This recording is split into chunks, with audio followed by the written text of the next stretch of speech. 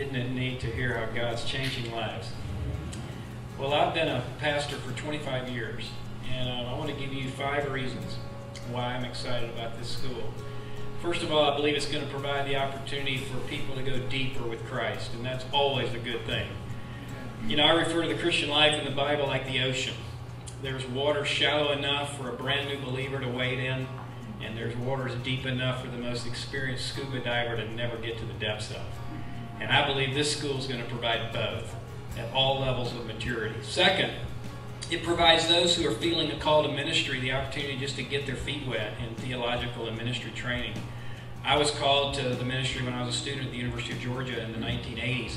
And I was a business major, and I toyed with whether to stay in the business school, and I did. But boy, I would have loved something like this to have supplemented what I was getting at UGA to kind of begin to prepare me for a more formal seminary. Third, as a pastor, I'm excited to refer people in our church to this school, because our job is to equip the saints for the work of service, and I sure need all the help I can get at equipping people for works of service. And so to be able to just funnel people, channel people right to this school is only going to supplement what my job is as a pastor. The fourth reason, and this one's kind of a no-brainer, but I am deeply concerned about how the theological bar gets lower and lower in our culture and in many churches.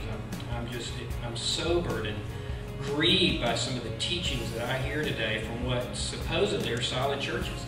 And I believe this school is going to raise the theological bar in our area where it needs to be, because it's so biblically based.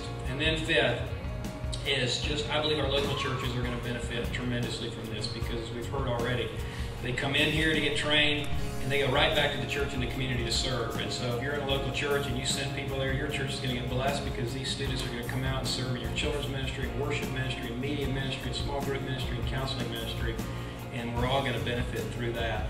So that's why I'm excited. That's one of the reasons I'm committed to being one of the teachers. I'm teaching a class this fall, Prayer and Spiritual Direction. I'm teaching a seminar a week from Thursday on being a Word and Spirit Christian, because I believe the double barrel of life is the Word and the Spirit, and we've too often separated those two, and they need to be brought together, 2 rivers that flow together. So I'm excited about doing that seminar June 21st. I would like to give honor to God for my life and allowing me to be here on tonight. I truly feel that God has called me to minister to teenage girls. I've been through a lot of hurdles in life. I've slept in cars, I've been homeless, I've been physically and mentally abused, but by the grace of God, I've overcame it all. And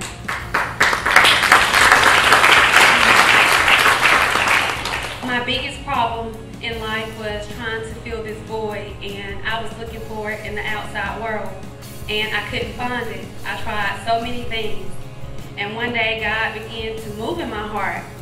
He showed me that only He can fill that void. He reminded me that He gave His only begotten Son so that I can have life, and it gave me a little bit of hope.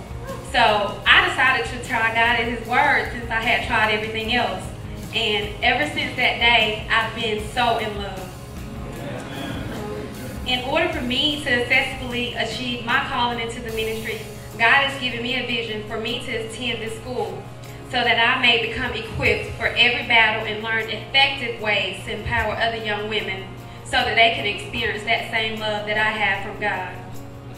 The scholarship program here is very important to me, because the financial obstacle will be the hardest for me to overcome in achieving my goal.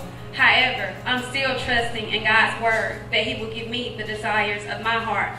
My desire is to minister, and I'm waiting for Him to move in that area of my life.